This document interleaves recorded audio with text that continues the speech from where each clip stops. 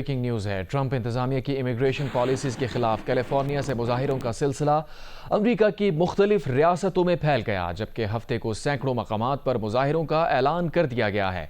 Immigration حکام کے خلاف بالٹیمور، نیو یارک، اٹلانٹا اور شکاگو سمیت مختلف شہروں میں بھی مظاہرے کیے گئے۔ نیو یارک میں 2500 سے زائد افراد نے مظاہرہ کیا، جن میں سے 83 کو پولیس نے مختلف الزامات کے تحت گرفتار کر لیا۔ سان فرانسسکو میں 150 اور شکاگو میں 17 مظاہرین گرفتار کیے گئے۔ سان انٹونیو، فلیڈلفیا اور سیاٹل میں بھی احتجاج کیا گیا، جبکہ گورنر ٹیکساس گریگ ایبٹ نے مظاہروں سے نمٹنے کے لیے نیشنل گارڈ تعینات کرنے کا اعلان کیا ہے۔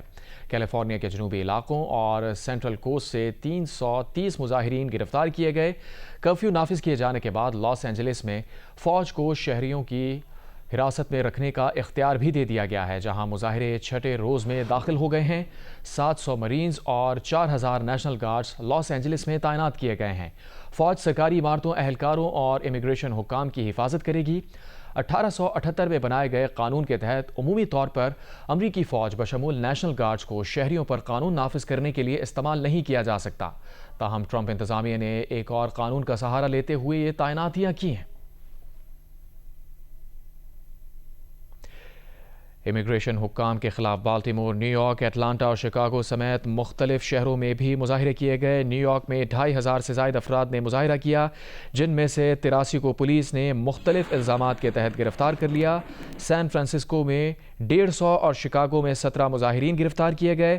سان انٹونیو، فلیڈلفیا اور سیاٹل میں بھی احتجاج کیا گیا، جبکہ گورنر ٹیکساس گریگ ایبٹ نے مظاہروں سے نمٹنے کے لیے نیشنل گارڈز تعینات کرنے کا اعلان کر دیا ہے۔ کیلیفورنیا کے جنوبی علاقوں اور سینٹرل کوسٹ سے 330 مظاہرین گرفتار کیے گئے۔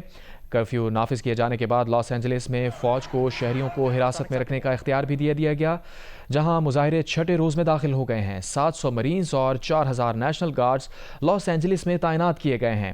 فوج سرکاری عمارتوں، اہلکاروں اور امیگریشن حکام کی حفاظت کرے گی۔ 1878 میں بنائے گئے قانون کے تحت عمومی طور پر امریکی فوج بشمول نیشنل گارڈز کو شہریوں پر قانون نافذ کرنے کے لیے استعمال نہیں کیا جا سکتا۔ تاہم ٹرمپ انتظامیہ نے ایک اور قانون کا سہارا لیتے ہوئے یہ تعیناتیاں کی ہیں۔